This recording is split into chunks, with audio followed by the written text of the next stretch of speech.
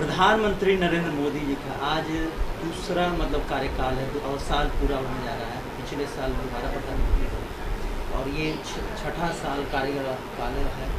ऐसे में क्या आप कहना चाहेंगे? भोजपुर चैम्बर ऑफ कॉमर्स के आप अध्यक्ष हैं, संयुक्त सचिव हैं सर, तो आप क्या कहेंगे इस पर? क्या मांग करेंगे प्रधानमंत्री से? मैं अपने यशस्वी प्रधानमंत्री महोदय से एक ही अपेक्षा रखता हूं कि यदि देश को खुशहाली चाहिए तो व्यापार और उद्योग के प्रति उन्हें थोड़ा नरम रवैया अपनाना ही होगा।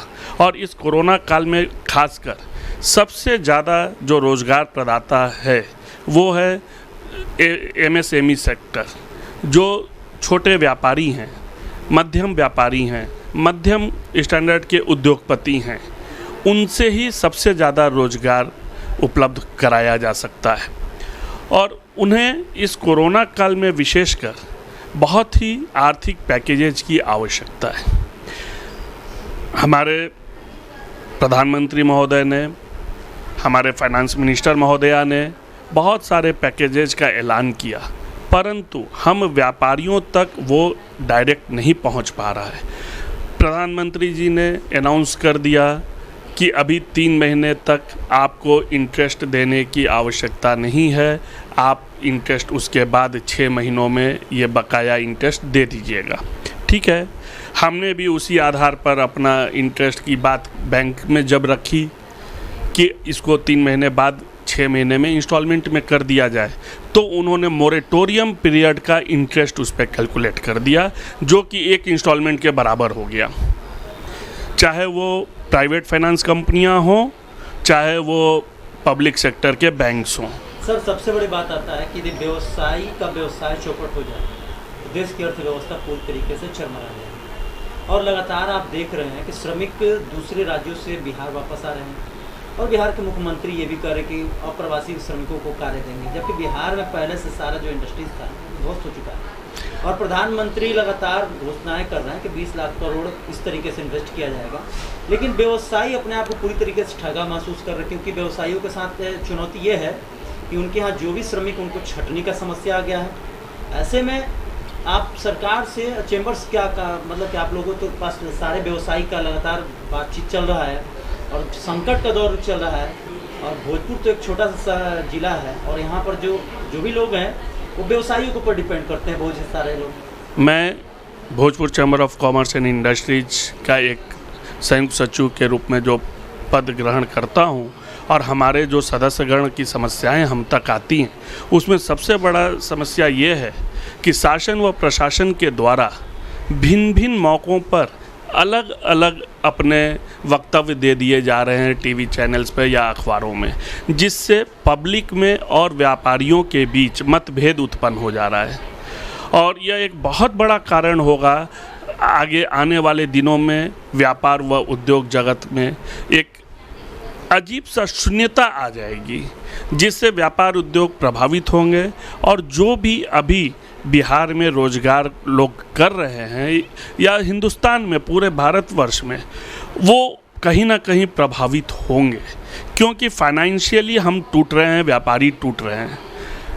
हमको ट्रांसपोर्ट के विषय में बताऊं, अनाउंसमेंट हुआ कि 3 महीने रोड टैक्स के लिए आपको चिंता नहीं करनी है। लॉकडाउन पीरियड में यदि बसें खड़ी हैं तो रोड टैक्स के लिए चिंता नहीं करनी, परंतु जब कार्यालयों में हमारे ट्रांसपोर्टर्स संपर्क करते हैं तो ये पता चलता है कि आपको उसके फ़ाइन से रोक दिया गया है, फ़ाइन नहीं देना होगा यदि लॉकडाउन पीरियड में आप रोड टैक्स का भुगतान नहीं करते हैं तो, परंतु आपको रोड टैक्स लॉकडाउन पीरियड का भी देना होगा।